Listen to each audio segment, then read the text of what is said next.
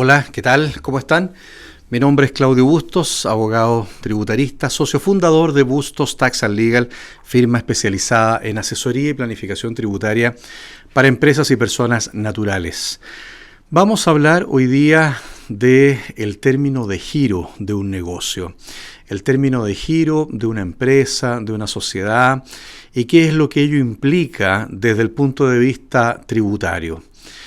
El término de giro, es el opuesto al inicio de actividades. Cuando el negocio comienza, ¿no es verdad?, uno debe dar aviso al Servicio de Impuestos Internos de que ha iniciado actividades con el negocio para que la empresa pueda funcionar, pueda emitir facturas, documentos tributarios, etc. El término de giro es lo opuesto, es decir, cuando la empresa cesa sus actividades de negocio, la empresa ha cesado el desarrollo de sus actividades comerciales, debe informar al Servicio de Impuestos Internos acerca de esta situación y eso es lo que se llama el trámite de término de giro, el término de actividades del contribuyente. No hay que confundir el término de giro con la disolución legal del negocio o la disolución legal de la sociedad detrás de la cual funciona el negocio. Son dos actos distintos. El término de giro simplemente implica que se informa a la autoridad tributaria, al Servicio de Impuestos Internos, que el negocio ha cesado sus actividades. Es decir, la empresa con fecha 31 de marzo, 31 de diciembre o lo que sea, ha dejado de llevar a cabo actividades de negocio y por lo tanto ya no percibe ingresos, ya no tiene gastos, ¿no es verdad? Ya no tiene actividades comerciales. No implica que la empresa se disuelva legalmente. Ese es un acto distinto. Si estamos en presencia de una sociedad, la sociedad tendrá que disolverse a través de una escritura pública, ¿no es verdad?, que se inscribe y se publica en extracto normalmente y que tiene su tramitación legal y sus tiempos propios. Sin embargo, esa disolución no puede llevarse a cabo legalmente en tanto no se haya hecho el trámite de término de giro ante el Servicio de Impuestos Internos. Y esto es porque la propia ley establece en el artículo 70 del Código Tributario que para poder disolver una sociedad se debe acreditar el pago del impuesto por el término de giro, que establece el artículo 69 del Código Tributario. Por lo tanto, siempre antes de disolver legalmente la sociedad hay que hacer el trámite de término de giro. Y hacer el trámite de término de giro implica establecer una fecha de corte, una fecha de término del negocio de la sociedad, por ejemplo, al 31 de diciembre. Y al 31 de diciembre se confecciona entonces un balance, que es el balance de término de giro de la empresa. Y con posterioridad a esa fecha, la empresa ya no desarrolla actividades, por lo tanto la empresa no percibe ingresos, no incurre en gastos, no lleva a cabo operaciones comerciales, porque la empresa al 31 de diciembre cesó sus actividades. Ahora, la ley establece un plazo de 2 meses para dar el aviso de término de giro al Servicio de Impuestos Internos. Es decir, yo podría dentro de los 2 meses siguientes, desde que la empresa cesó sus actividades, dar aviso de término de giro al Servicio de Impuestos Internos. Y el Servicio de Impuestos Internos, una vez que reciba la solicitud de término de giro, acompañada de todos los antecedentes respectivos de la empresa, el balance de cierre, ¿no es verdad?, la última renta líquida imponible, los demás registros tributarios que deban acompañarse, etcétera, todos los antecedentes que la autoridad pueda requerir para estos efectos, tiene un plazo de 6 meses para poder revisar la situación y si amerita girar el impuesto que corresponda pagar por el término de giro y resolver al respecto y emitir un certificado posteriormente por el término de giro que sea realizado. Lo que sucede en muchos casos, y es algo que está contemplado en la ley, es que si el contribuyente no ha aportado todos los antecedentes que la autoridad necesita para poder resolver adecuadamente el término de giro, o bien los antecedentes han sido insuficientes, o bien el Servicio de Impuestos Internos detecta que el contribuyente tiene situaciones pendientes todavía con la autoridad, bueno, puede extenderse el plazo. Y lo que va a ocurrir en ese caso es que el Servicio de Impuestos Internos muchas veces va a rechazar el término de giro, lo va a entregar de vuelta al contribuyente para que el contribuyente primero enmiende las situaciones pendientes y luego lo presente de nuevo. Y al presentarlo de nuevo comenzará a correr un nuevo plazo de 6 meses. Así ha sucedido que en muchos casos un término de giro de una empresa pueda demorar más de un año. Aquí a nosotros nos ha pasado eso con algunas empresas justamente porque en muchos casos los contribuyentes tienen pequeñas situaciones a veces pendientes, detalles formales muchas veces, pero que hacen que la autoridad estime que no se cumplen todos los requisitos formales de documentación y de antecedentes para desarrollar el término de giro y por lo tanto exigen presentarlo de nuevo y empieza a correr un nuevo plazo de 6 meses. Por lo tanto, ese plazo de 6 meses que la ley establece para que el Servicio de Impuestos Internos resuelva, hay que tomarlo con un cierto beneficio de inventario, como decimos los abogados, o sea, con cierta reserva, porque en la práctica muchas veces se transforma en un plazo que puede ser bastante mayor. Ahora vamos a la parte tributaria. ¿Cuál es el efecto tributario del término de giro de un negocio, de una empresa, de una sociedad? Bueno, básicamente si el negocio, si la empresa, sociedad, tiene utilidad acumulada a la fecha de término de giro, esa utilidad acumulada se entiende retirada por los socios o por el propietario de la empresa al momento de hacer el término de giro. Por lo tanto, se va a devengar un impuesto que es el llamado impuesto de término de giro y que es un impuesto de tasa 35% sobre el monto de esa utilidad.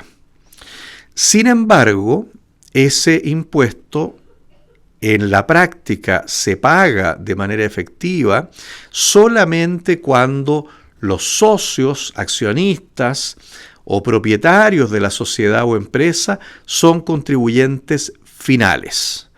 ¿A qué me refiero con esto? Cuando son personas naturales, residentes o domiciliados en Chile, o personas naturales o jurídicas domiciliadas o residentes en el exterior. Esos son los que llamamos contribuyentes finales, porque son aquellos contribuyentes que están afectos a impuesto global complementario, personas naturales domiciliadas o residentes en Chile, o impuesto adicional, que son las personas naturales y jurídicas residentes fuera de Chile. Entonces, cuando los socios, accionistas o propietarios de la sociedad o negocio son contribuyentes finales, este impuesto de 35% sobre la utilidad acumulada que la empresa o negocio tiene a la fecha de término de giro debe efectivamente pagarse. ¿Qué pasa en cambio si los socios o accionistas, propietarios, son personas jurídicas domiciliadas o residentes en Chile? Típicamente otras sociedades contribuyentes de primera categoría.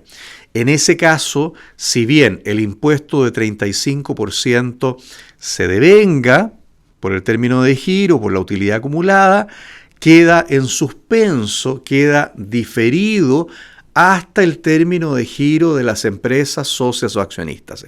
Es decir, ese impuesto no se paga en el momento del término de giro que está haciendo la empresa que está sometida al trámite, sino que quedará suspendido ese impuesto hasta cuando en el futuro, ¿no es verdad?, las empresas socias o accionistas contribuyentes de primera categoría hagan su propio término de giro. Por lo tanto, en ese caso no se paga el impuesto del 35%. Y estas son dos situaciones que están claramente definidas en la ley de impuesto a la renta, por una parte en el artículo 17, número 8, letra G, y por otra parte en el artículo 38 bis, número 5, ambos de la Ley de Impuesto a la Renta. Cuando tenemos contribuyentes finales, ¿no es verdad? Tenemos contribuyentes finales, personas naturales, contribuyentes de global complementario, o personas naturales o jurídicas residentes fuera de Chile, que son contribuyentes de impuesto adicional, se paga el 35% de impuesto. ¿Y qué sucede entonces? Que cuando esos contribuyentes finales se llevan la utilidad de la sociedad, se la llevan materialmente, ¿no es verdad? Ya sea que se la lleven como disponible en dinero o a través de la adjudicación de activos, porque muchas veces la utilidad, no es verdad, va a estar invertida en activos, en inmuebles, en edificios, en maquinarias. Entonces se llevan, no es verdad, toda esa utilidad a través de la adjudicación de estos activos. Eso está calificado por la ley en el artículo 17, número 8, letra G, para estos contribuyentes finales como un ingreso no renta. O sea que no tributa. ¿Por qué? Porque ya pagaron el 35% de impuestos sobre la utilidad acumulada del término de giro. Por lo tanto, como ya está pagado ese impuesto, cuando se adjudican todos los activos, ¿no es verdad?, en carácter de utilidad, en carácter de capital, porque se llevan capital y utilidades y se adjudican esos activos, la ley lo califica como un ingreso no renta. Eso ya no tributa. ¿Pero con qué limitación? Hasta el límite de participación que corresponde a cada socio accionista. Es decir, cada socio accionista se lleva su parte de activos correspondiente al capital que efectivamente ha contribuido a la sociedad, a su participación social. ¿No es cierto? Si yo tenía un 25% de participación, bueno, es un 25% de participación lo que me llevo y me adjudico a título de capital y utilidades. Si yo en vez de un 25% me estoy adjudicando un 30%, evidentemente que voy a generar un mayor valor, un incremento de patrimonio para mí que va a quedar afecto a impuestos. ¿Ya? Por lo tanto, cuando la ley respecto de estos contribuyentes finales habla del ingreso no renta, primero está asumiendo que, como son contribuyentes finales, pagaron el impuesto del 35% sobre la utilidad acumulada, y en segundo lugar, al adjudicarse los activos a título de capital y utilidades, no exceden su porcentaje de participación del capital que efectivamente han contribuido a la sociedad.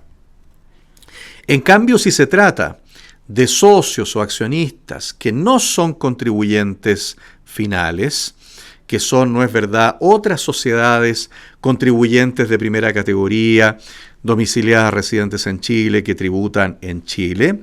Como ya hemos dicho, en ese caso el impuesto del 35% no se paga al momento del término de giro. No se va a pagar, sino que va a quedar en suspenso, va a quedar diferido. Y la adjudicación que se hagan esas sociedades, estos socios, ¿no es cierto?, o accionistas, que a su vez son sociedades contribuyentes de primera categoría, que se adjudiquen capital y utilidades desde la sociedad que está sujeta a término de giro, a través de la adjudicación de bienes, de activos o de disponible, no va a tributar en ese momento, también en la medida que estén retirando y llevándose, ¿no es verdad?, estrictamente lo que corresponde a su participación en el capital social. Ustedes dirán, ¿por qué en este caso no tributa si no pagó el 35%, como el caso del contribuyente final?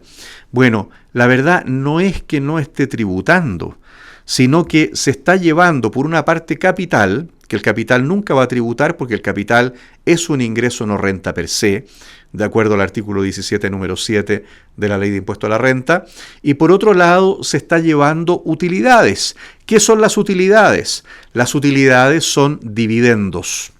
Y los dividendos, cuando llegan a una sociedad, a un socio que es sociedad contribuyente de primera categoría, quedan exentos de primera categoría en virtud del artículo 39 de la Ley de Impuesto a la Renta. Por lo tanto, no tributa esa utilidad porque es una utilidad que llega en carácter de dividendo a esa sociedad. Pero no es que no vaya a tributar nunca. Esa utilidad va a tributar cuando sea retirada por los contribuyentes socios finales que están detrás de esa sociedad. O bien cuando esa propia sociedad haga su término de giro y tenga que adjudicar esa utilidad a sus socios, a su vez, contribuyentes finales. Ahí va a tributar. Por lo tanto, no es que esto sea no tributación, sino que la tributación queda diferida, al igual que el 35% del impuesto que no se pagó por el término de giro. Muy diferente a la situación de los contribuyentes finales, porque como los socios contribuyentes finales pagaron el impuesto de 35%, cuando se adjudican los activos a título de capital y utilidades, se están llevando un ingreso no renta, o sea, algo que ya no va a tributar y que por lo tanto va al registro REX de rentas exentas de impuesto de la respectiva empresa. Eso no va a tributar porque quedó ya como un ingreso no renta porque ya tributó. En cambio, si el socio o accionista no es contribuyente final, porque es otra sociedad contribuyente de primera categoría, no va a tributar, pero no va a tributar por ahora. Simplemente la tributación queda diferida porque se lleva utilidades en carácter de dividendos, las cuales están exentas del impuesto de primera categoría, pero en algún minuto esa utilidad, cuando llegue a un contribuyente final, ya sea por la vía de adjudicación en términos de giro o por la vía de retiro o de dividendos, va a tributar con el impuesto correspondiente.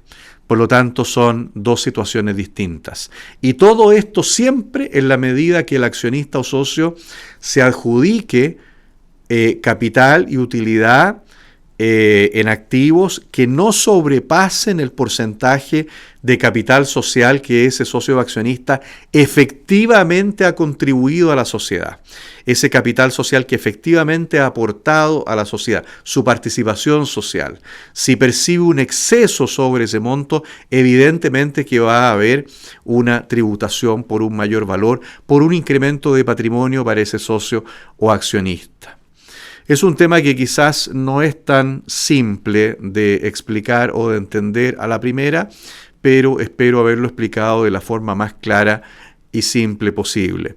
Una vez que se haya hecho el término de giro de la sociedad y se hayan adjudicado activos a los socios, activos además que no pueden exceder el monto de capital y utilidades, y que es una situación que no debiera pasar en ningún caso, ¿eh? Pero obviamente, claro, para que estos montos queden con tributación diferida y sean ingreso no renta en el caso de los contribuyentes terminales, tiene que tratarse de adjudicación de activos que no superen el valor del capital más la utilidad de la sociedad. Como digo, debiera ser siempre, nunca debiera ser el caso de que ocurra ello, generalmente no ocurre, pero lo menciono de todas maneras porque así está establecido en la ley, en la norma.